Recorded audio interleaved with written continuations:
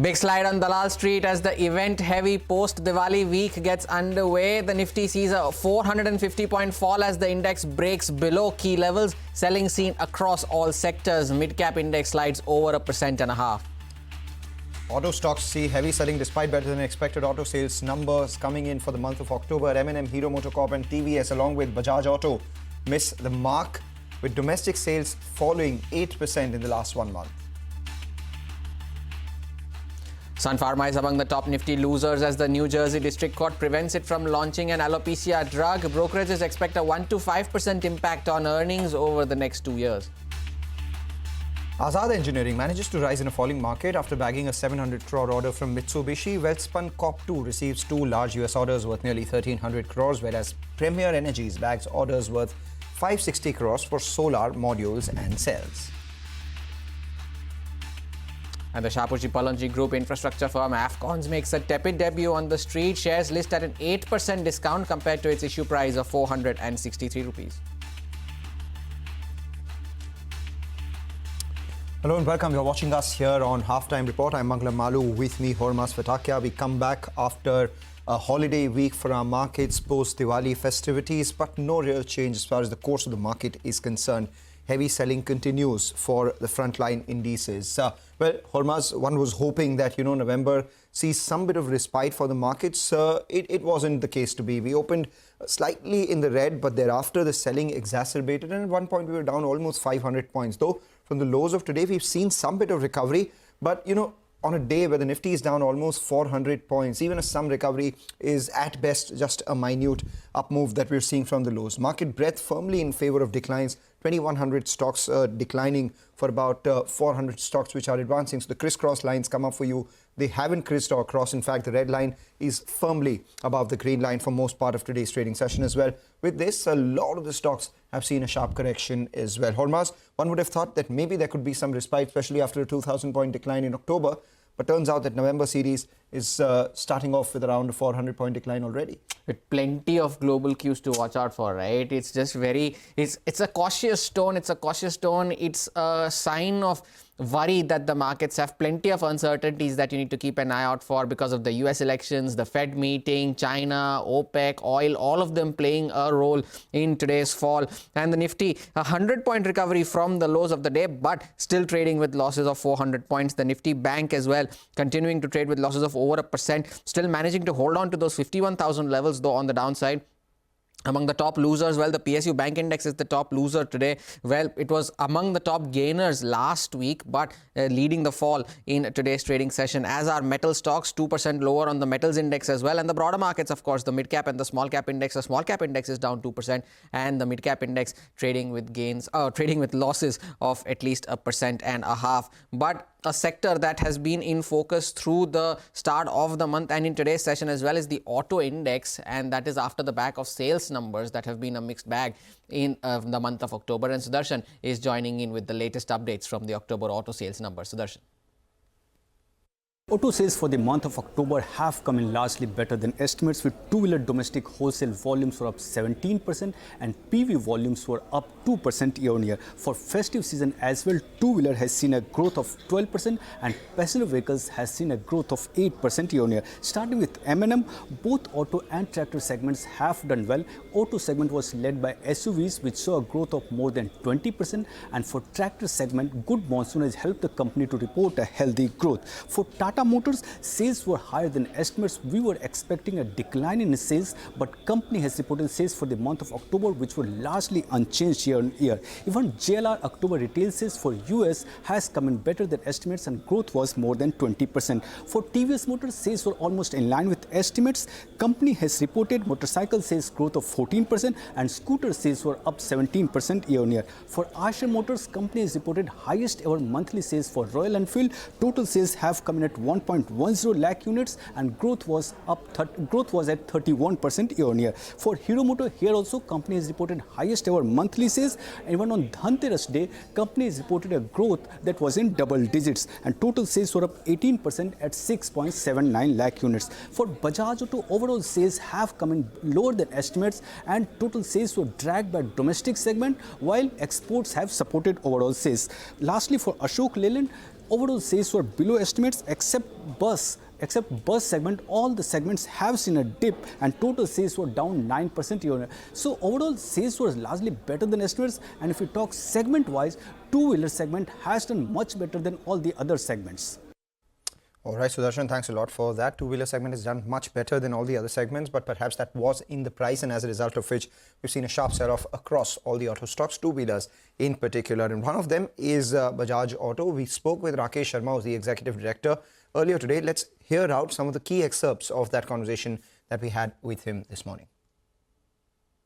It has been a smashing festive, though it started a little bit tentatively before the Shera, but by the time festive actually closed, it's been, I think, the best ever festive after COVID. At least I can say that from our point of view. Our sales have been, overall sales has been double digit. Our area of focus, which is the top half of the industry, which is the 125cc plus segment, has grown upwards of 20%. We have sold over 200,000 pulsars, which is like way, way above the last high which we had achieved. And even three-wheelers has had a smashing month with about 56,000 units of retail. And I think the previous festive was 45 or 46,000. So a very big difference. The area of our focus has grown upwards of 20% in retail terms, which is the 125cc plus segment. EV two-wheelers is a triple-digit growth. I mean, it's almost doubled, more than doubled. Retails have more than doubled over the last festive. And three-wheelers has also, grown at about 13-14%. All right, that's some commentary coming in from the management of Bajaj Auto. But among the few Nifty gainers today, one of them is M&M, after brokerage firms like Goldman Sachs and Kotak Institutional Equities view, positive, or both of them have positive commentary on the stock itself. It's off the morning highs, but still holding on with a gain of 1.5%, which is strong considering the 400-point decline that we've seen on the Nifty itself. And as we speak, in fact, our ticker team alerts us that the rupee is at a record low as well, having crossed past that 84 mark, 84.1 right now. So we'll keep an eye out on that one. Just before we go back to Sudarshan on M&M, pull up the rupee, the intraday chart of the dollar rupee. It's moved to a record low. It has been, inching towards record lows over the last few trading sessions, and also a large part of that could be attributed to the tremendous FII selling that we've been seeing. But right now, as we speak, it's moved past that 84.1 mark as well. At some point, it will have a positive effect on the IT stocks, but that effect would be limited because the bigger point right now are orders coming in from the US and the US macros improving as well. So we'll just keep an eye out on this data point as we move forward as well when it comes to the macros. But let's get back to the micros. M&M currently holding with a gain of 1.6%. Sudarshan joins in with the brokerage calls on M&M. Sudarshan. Brokerages remain positive on M&M after company has released sales for the month of October, and those sales were much better than estimates on both the front auto as well as tractor. Goldman Sachs has a buy call with a target of Rs 3,600 per share. It has added the stock to Asia Pacific conviction list and says SUV order backlog and upcoming battery electric vehicle will aid the overall growth, and farm equipment is entering a phase of improving underlying market dynamics. It expects 20%, 100% EBIT and free cash flow CAGR over FY 25-27. Kotak Institutional Equities has upgraded the stock to buy and target is Rs 3,150 per share. It says company will continue to outperform the industry growth, and tractor segment is expected to witness uptick in H2 of FY 25. It believes stock is trading at an attractive valuation. So both Goldman Sachs and Kotak Institutional Equities remain positive on M&M. Sudarshan, thanks a lot for that. That was our focus on the auto space. Incidentally, the Nifty Auto Index made a top on the September 27, which is the day that Nifty also made a top. And since then, the index is down over 16% from those levels. Time for a short break. On the other side, we come back with a quick explainer on the process of how the US president is elected. Stay tuned. Back on the other side.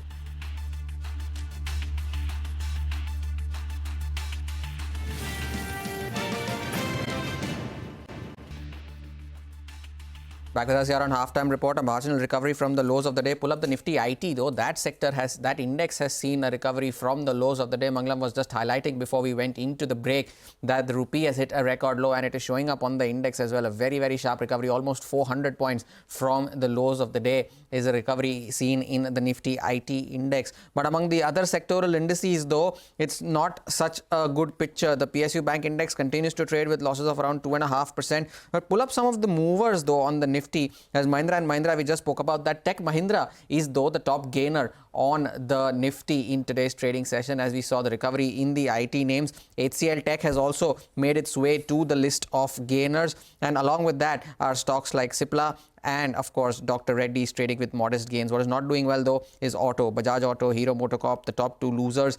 BPCL and the other oil marketing companies also seeing a bit of an impact due to the rise in crude prices and the uncertainty surrounding OPEC. But the big event of the week, the final stretch of the US presidential elections. Prashant is joining in now with a quick explainer on the process of how the US president is elected. Prashant. Well, thanks very much for that. Toss-up, dead heat, coin toss, too close to call. You can all use all these and more adjectives to describe the US election. But the fact is, it is right in front of us, and we'll have to deal with what comes our way. We should have a new US president in the next 48 hours. So let's take a couple of minutes and talk about how the US election process itself works. First up, the basic question: how is a US president elected? Well, eligible voters will elect the next US president, vice president, all 435 House of Representative seats and 34 out of the 100 Senate seats and more. The next president, either former President Donald Trump or Vice President Kamala Harris, will be determined by what is known as the Electoral College. 538 electors among 50 states and DC, where a majority of 270 or more voters is needed. Now remember, the electoral vote is awarded on the basis of the popular vote in each state, and this can differ from the national overall popular vote. Basically, each state has a certain number of electoral votes, and depending on who wins that state vote, all the electoral votes of that state go to the winning candidate. In that sense, it is a bit of a winner-takes-all situation, state by state. This is true for 48 out of the 50 states, except 2 states, that is Maine and Nebraska, which follow a system of proportional representation. So basically, the way the US election system is set up, a candidate could win the overall popular national vote, but still lose the electoral college and hence lose the election. Okay, now let's talk about the lay of the land, right? I mean, the 538 electoral seats, but there are some, both candidates start at different levels. Historically, some US states like California have always voted for Democrats and some have always voted for Republicans. Assuming that this stays the same, that these states which have historically voted one way or the other vote the same way, Republicans can count on 219 electoral votes and Democrats can count on 226 electoral votes. This is what I call safe votes, provided that historical voting patterns continue. But you need 270 or more to win the election. So Republicans then need 51 more seats, electoral votes to reach 270. Democrats need 44 more to reach 270 electoral votes and hence win the election. Now, because of the safe seats for both Republicans and Democrats, which we will assume will vote the same way, the swing states come into play. These are the states where voters are undecided and have swung both Republican and Democrat in previous elections. There are 7 such swing states which are in focus, with Pennsylvania the most important because it's got the largest number of electoral votes within the swing states. The other 6 states are Michigan, Arizona, Nevada, North Carolina, Georgia, and Wisconsin. This is also the closest election in a long time. Trump is leading the national polls by 0.3 points and is either tied or very marginally ahead across all major swing states. The last 2 elections were also very close. Just how close? I mean, I think the numbers will tell you. In 2020, just 43,000 votes across 3 states, that is 0.02% of the total national vote, determined the winner. I mean, if you go back to 2016 election, it was 77,000 votes. That is 0.05% of the national vote, which determined the winner in that election. Could this one be even closer? I mean, I think we'll have to wait and find out.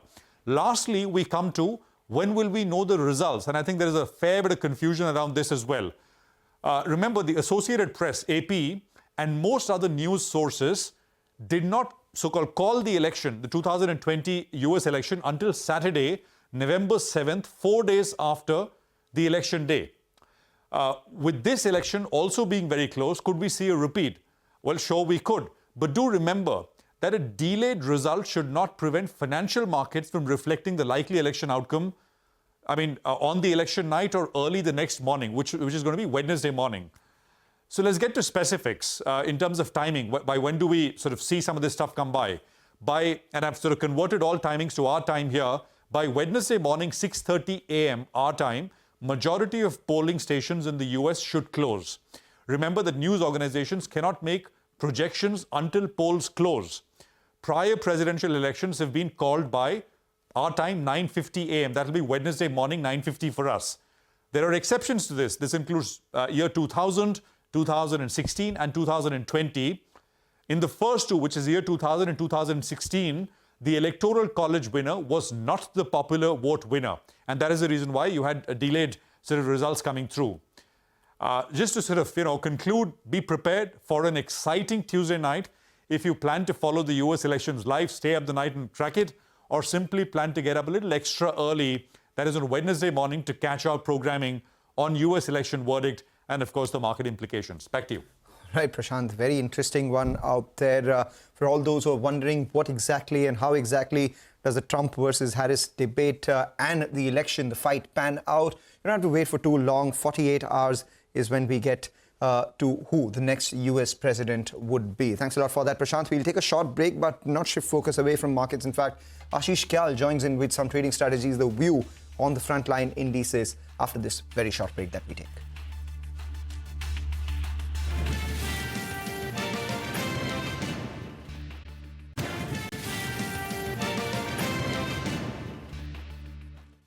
Welcome back. You're watching us here on Halftime Report. It's a big cut that we're seeing across all the frontline indices. So let's get in the F&O update at midday itself. And this is, for all practical purposes, the first day of the November series itself. The Nifty is down almost 400 points at one point, down almost 500 points. The Nifty Bank and the mid-cap index have it a little worse, with a cut of almost 1.5% for the mid-cap index itself. With this cut, the Nifty is now down 9% from its all-time high. Nifty Bank down 6%. And the mid-cap index itself, which at one point was down by almost 10% from its 52-week high, is now corrected about 8.5%. There are two factors which are bogging the market down. First are the auto stocks. Tata Motors, Bajaj Auto, Hero Moto, Maruti, all of them down anywhere between 20 to 30%. And when we talk about swing stakes in the US election, look at swing stocks in our market itself. And one of them definitely has to be Reliance. The stock is now down 20% from its 52-week high. So for the markets to move higher from here on, this has to be one of those stocks which has to come back in style for the Nifty to see any recovery from the lows. The other factor that we'll be watching out for are what are these large participants going to do. At the start of the series, the FIs are just 23% long in index futures. Remember, at the start of the previous series, they were net long on the index futures by the tune of almost 70-80%. From there, they've cut those longs and now at 23. On the other hand, clients, the HNI, retail clients, etc., all of them are 65% long. So do the FIs cover their shorts first, or do the clients cover their long first?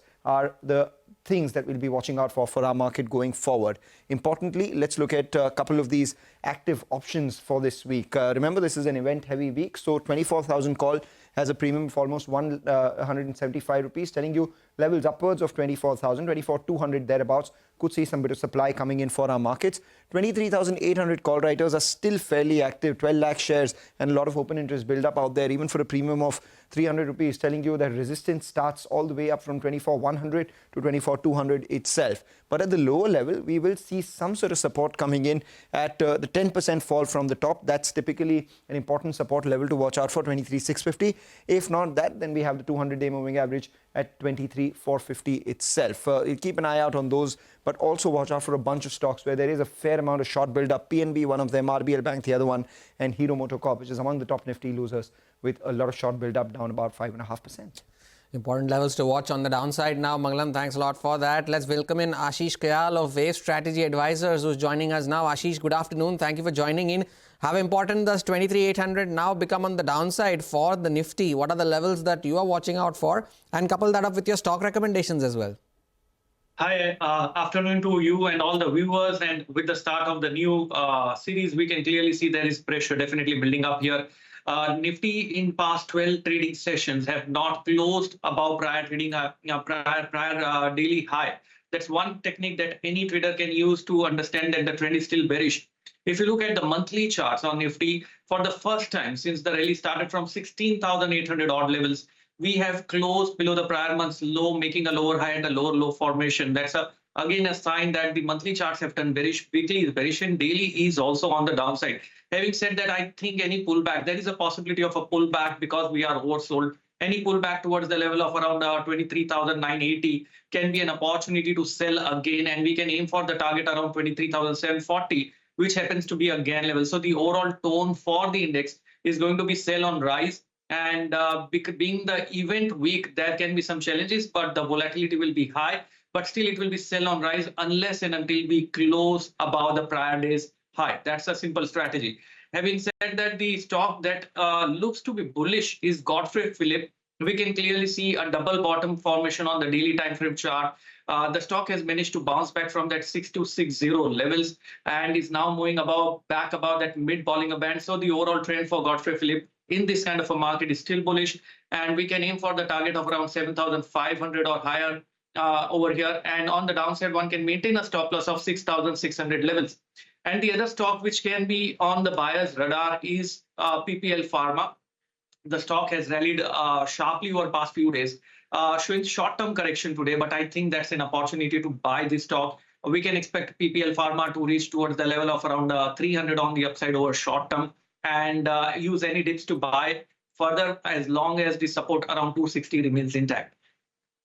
Right. Just one question before we let you go. You said Godfrey Philips is looking good. I'm also looking at a couple of other stocks which are actually gaining with a fair amount of volumes. Shoppers Stop is one of them, which after having corrected a fair bit from the highs is coming back up around 6% as we speak. The other one is Gillette. Gillette is one stock which, even in a weak market, is now at a fresh 52-week high. Remember, in the last 7 days or so, Gillette has actually rallied about 25%. Do you have a call on these?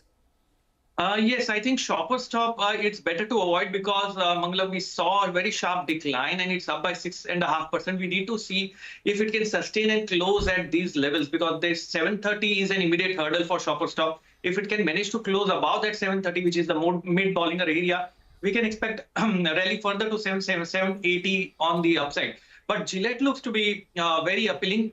Many traders have the mindset that, or investors have mindset that since the stock is at 52-week high, they avoid.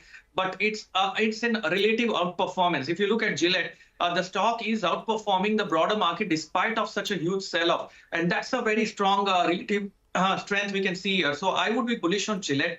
I would use any dip on Gillette towards that 10,180 mark as an opportunity to enter, aiming for the targets of around 12,500 on the upside. So right. Gillette looks to be positive for me.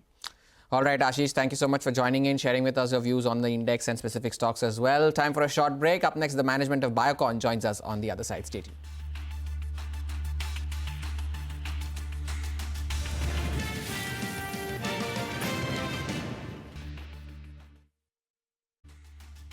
Welcome back onto the management of Biocon now, where our colleague Vinny Motiwala caught up with the company's group CEO Peter Baines and began by asking him about the quarter gone by and how they see the growth going forward. Listening. The first half has been steady. It's come in line with our expectations.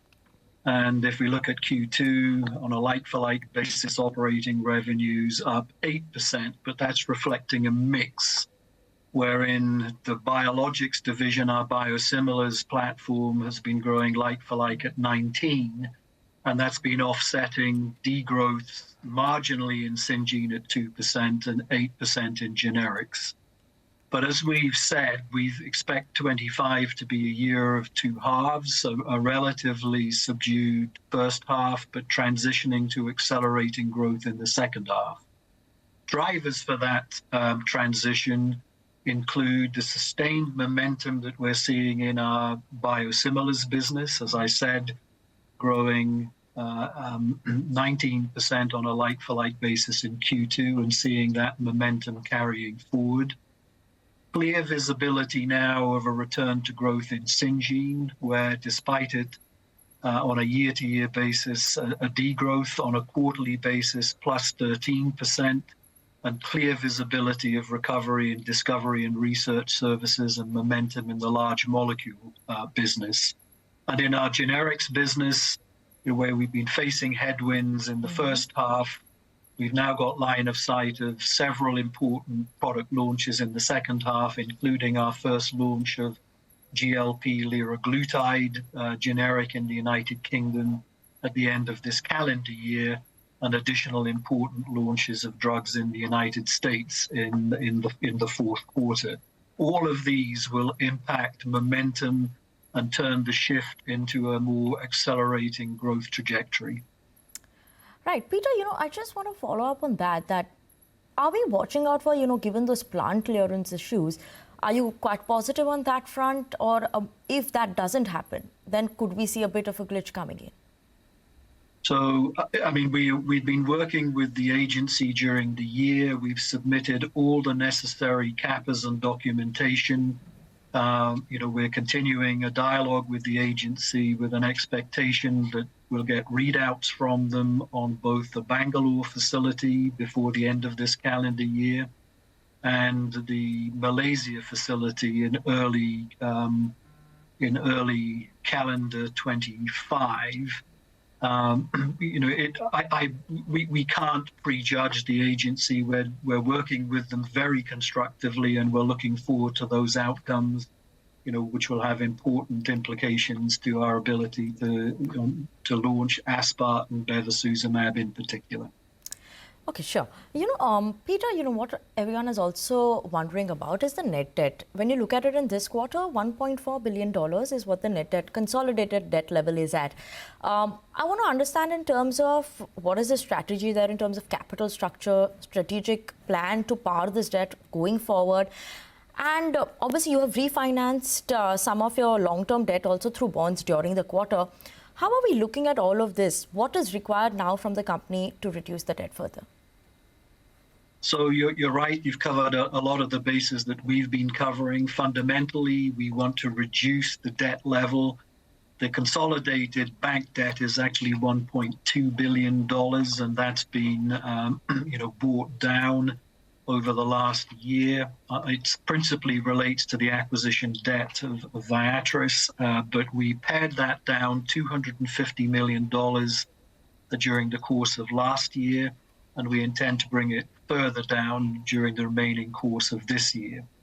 We've also restructured the debt very significantly with the issuance of a US dollar-denominated bond, now listed on the Singapore Exchange. That was $800 million. And that's a strategic restructuring of the finances, providing us with midterm stability, pushing out repayments that were due on the underlying debt out to 2030, giving us more financial flexibility to invest in the growth story that's emerging, and also actually extending, our network of investors through the global placing that we achieve.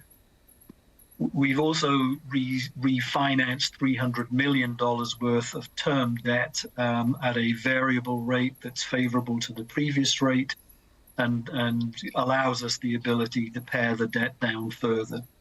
So a lot of work's been going on in debt. We remain committed to bringing it down, having now fundamentally restructured it.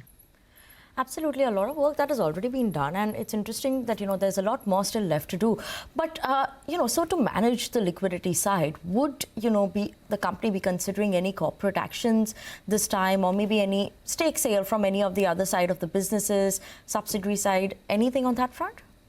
So we have a number of levers and opportunities, to look at with which we can bring the debt further down. And of course, as we've been doing in the course of the last year, we continue to examine them, and we will take further action before the end of the year. But it would be, inappropriate for me to say what we're going to do. We're monitoring the situation. We can look at additional equity. We can look at additional capital and debt, and of course we can potentially look at disposals. But those are not the priorities. I mean, we have a number of options. We'll choose the right one at the right time.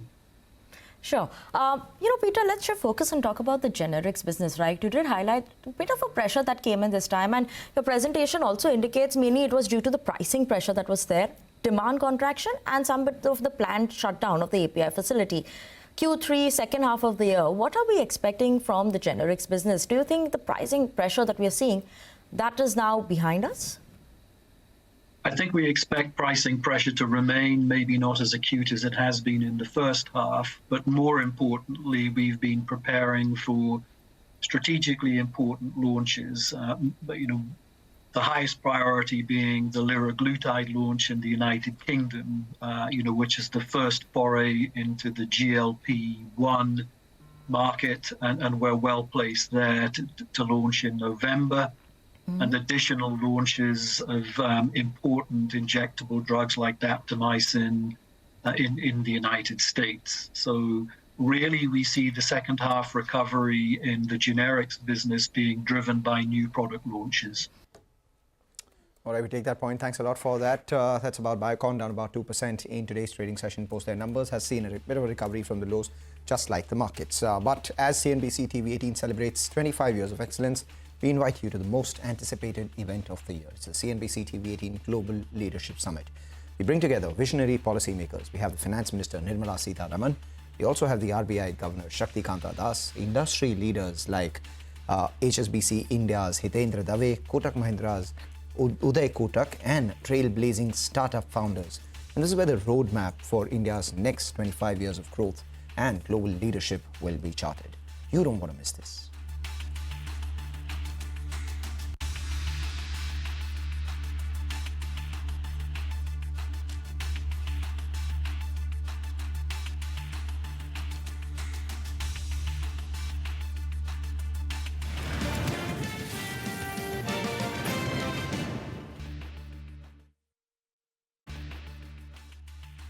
Welcome back. It's festive season and a lot of consumption conversation. In an exclusive, I caught up with the MD of United Breweries, Vivek Gupta, after he finished almost a year in the organization at the top. The details of growth plans along with the company's steps to address regulatory challenges and their operational performance is what Vivek laid out. Let's listen in to parts of that conversation. I would say that over the last few months, we have done detailed consumer work to really understand what are the needs of consumer. Right. And that's where all our innovation is based on a consumer insight. Similarly, Amstel Grande is going to be one of our best beer in the premium strong segment. This is one of the beer which is designed for India, but it has international credential. The whole claim is the slowly brewed beer. How big can it be? Oh, it can be the biggest premium brand in the category. So which is the biggest premium brand in the category right now? What is the rough market for that? Yeah, I would say that the total premium size, premium category is around 17 to 18% of the beer segment to really do that. Our competitors have some of the big brands like Budweiser, Magnum, and how big would that be according to you, roughly back of the envelope? Around 35 to 40 million cases. And this has the potential of being that? Yeah, this could be a potential. I would say that segment is 35 to 40, but this has a potential over years to be one of the biggest brand in the whole segment. How many years? Because right now you're just in Mumbai, and I think over the next couple of years you plan to get to 60 to 70% of the country. It depends on the production footprint and the success and the learnings we get from the first launch. Right. There is a registration process, there's a pricing process in the part, there's a local production. But more importantly, we think over the next 4 to 5 years, this would become one of our biggest brand in the premium segment. Overall market is 17 to 18%. What proportion of your revenues come in from premium, and where would you like to take that? See, our goal is that we would like the premium to be at least 20% of our business. Currently, it's around 8 to 10% of our business. So we want to double our premium business over the next 2 to 3 years. We're not only accelerating the category growth, but we're also growing within the segment, and we are growing consumers in the premium as well. Since you're talking about gaining share, could you give us an updated share that you have across major markets, say South, North, East, West, and Where are you expecting that to head? Like we are around 48, 49 share in the total market. But it varies by state. In states we are growing, in some states we are not growing shares. Karnataka was an issue. You are now back above 50% in Karnataka? No, we are not yet. Our latest shares are close to 45, 46 in Karnataka. And we still need to get to 50%? See, I think, as I said, our number one focus as a company is to be the category maker, not the category taker. On barley, let's address that first. The prices have been fairly volatile. Do you see some moderation coming in or some stability coming in barley prices right now? And secondly, what is it that you're doing structurally to ensure long-term availability of barley at a relatively more stable price? One of the big initiatives which I'm really proud of is we are actually working with farmers in Rajasthan, in Haryana, in Punjab, even in UP now, where the barley is getting produced, to actually increase the area which is sown under barley. We're also doing a lot of work with the universities like Punjab Agriculture Universities, ICAR, with some of the professors to really understand, what is the best quality of seeds we can have on barley. So in the long term, our plan is to actually have more backward integration, really work with farmers, which really help them. How much is it right now, and what is your aspiration? So right now, we work with around 10,000 farmers. Our goal is to get to 50,000 farmers by, in the next 1 year. In terms of your procurement, how much do those 10,000 farmers contribute? And so our current procurement is only 8 to 10%, which is coming from locally from those farmers. But we also work with other farmers who don't directly work with us only to really procure it. Our 70 to 80% of procurement is local. We still have to import it, 15 to 20% of barley. And this is a huge opportunity for us, because our analysis show that if we put our minds to it, India can be actually the net exporter of barley in years to come. So you target self-sufficiency in barley by when? See, our goal is to actually be self-sufficient in next 7 to 8 years. But there is a lot of intent on this area with the government. So that's one key area. But in the short term, I think the commodities will remain volatile. The second big thing you talk about is the glass prices. I think for us, the biggest cost element is also the return bottles. And that is something which I really think will make or break the economics for us. United Breweries there in an exclusive conversation with CNBC-TV18. Time for a short break. Up next, Manisha Gupta joins in with Prabhakar Rao, who's the president of the Indian Sugar and Bioenergies Manufacturers Association. Stay tuned, back on the other side.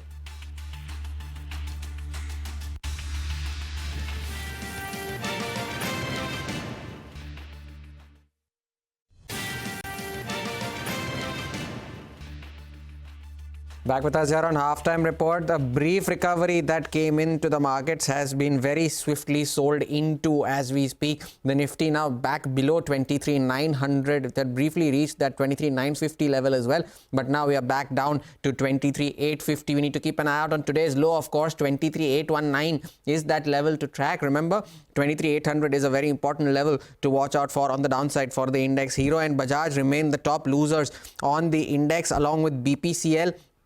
ONGC has joined the list of losers as well, now down 4%. But pull up Prudent Corporate Advisory Services. That stock is down 16% in today's trading session and is among the top losers within the broader markets. The stock has seen a very sharp move in the last 1 month as well. Was up almost 30% in the last 1 month before today's fall. Now it's down almost 20% as we speak. 21% fall now on Prudent Corporate. And on a year-to-date basis, that stock is up 150%. So some bit of profit booking that has been seen in today's trading session, and a very swift one at that. 21% lower is Prudent Corporate Services. But over to Manisha Gupta now for the Commodity Corner.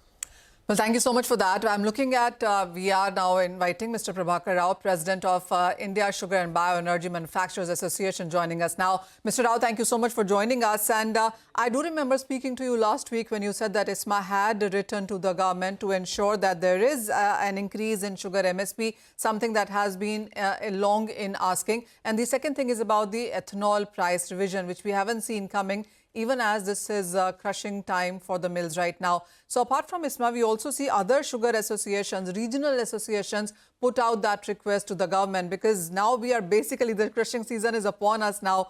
First of all, your sense on what is the status of crushing right now? Because we did believe that UP would have started crushing by now, Karnataka, Maharashtra by mid of November. What is that status to begin with? Yeah, thank you, and good afternoon, Manisha. The crushing season in Maharashtra and Karnataka was planned to start from middle of November. But with these elections on 23rd in Maharashtra, probably there may be some delay in the start of the crushing. And the problem what you mentioned about the MSP fixation and the ethanol price fixation, these issues are also bothering the industry players. Whereas, you know, there is a statutory obligations on the industry to pay the cane farmers in 14 days from the day they supply the cane to the factory. So with these uncertainties, the mills are worried on how to make the operations viable. Because, you know, the sugar prices have come down compared to last year because of the excessive buildup of closing stocks over and above the requirement of 2.5 months at the end of the season. We are now sitting on almost 30 lakh tons excess sugar stock. So the prices have fallen because of this excessive buildup of the closing stock. So the mills are a bit worried. This is what is happening in the industry. Mr. Rao, you said that the sugar prices have seen a decline as compared to previous year. What were the prices last year? Where are they trending right now? The average price last year around the same time was around 38, whereas this year the average price is around 35 and a half. So, but if you look at state-wise prices, there is a difference. Maharashtra and Karnataka, the prices are now ranging between 34 and 35. Whereas in UP it is slightly higher, maybe 2 rupees higher, which has been historically so. So that's the situation now. Mr. Rao, also, what is the cost of production right now? And we do understand that the minimum selling price is way below where the prices are trading right now as well. And what is the ask and calculation from the government in sense of minimum selling price? Yeah. See, the cost of production of sugar is directly dependent on the FRP of the sugarcane.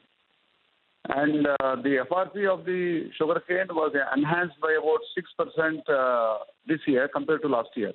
So while the sugar price has come down by more than 2 rupees, the FRP has increased by about 6%, which directly translates to enhancement of the cost of production by about 2.5 rupees per kg of sugar.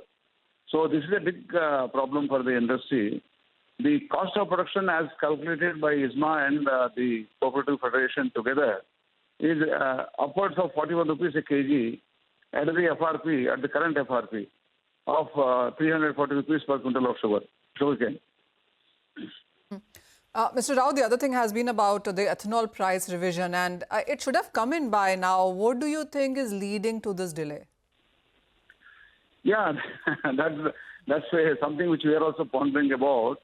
You see, I would like to explain to you the philosophical or the theoretical issue that is actually bothering the industry. See, the sugar industry is actually benefiting about estimated 50 lakh farmers who grow sugarcane. And these farmers, the industry delivers the FRP to the farmers.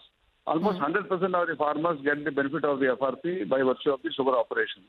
Right. As a result, when the sugar cane price is revised upwards, the corresponding revision of the MSP for sugar and also the ethanol price would be the minimum expectation of the industry, because without that, how do we pay the farmers? And the amount is not a small money.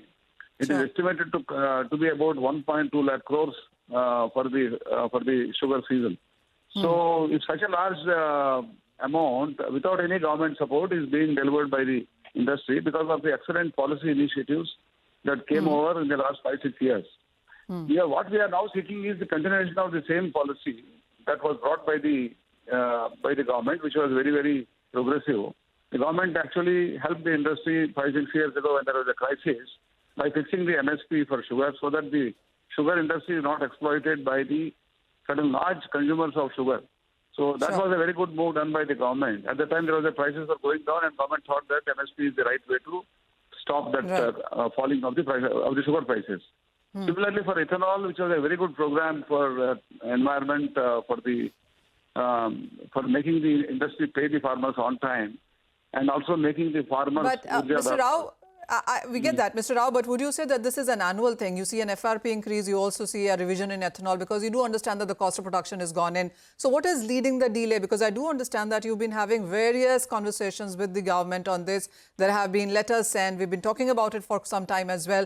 Would you say before the crushing starts, at least in Maharashtra, Karnataka, we would see these numbers come out? And what would this delay really mean for the sugar as an industry? If it doesn't come in the next week, 10 days or 15 days, what does it mean for you as a segment? There can be, again, a crisis for the industry like what it was 6-7 years ago, and the payments can get delayed to the farmers. There can be even defaults by some of the mills who are in kind of a borderline situation. So therefore, we expect the government to act, because government has only brought this policy in the past. Therefore, we are expecting and we are keenly urging the government to take these decisions as soon as possible. All right, Mr. Rao, thank you so much for joining in. Manisha, thanks for joining in as well. With that, it's a wrap on this edition of Halftime Report. Business Lunch takes the action forward.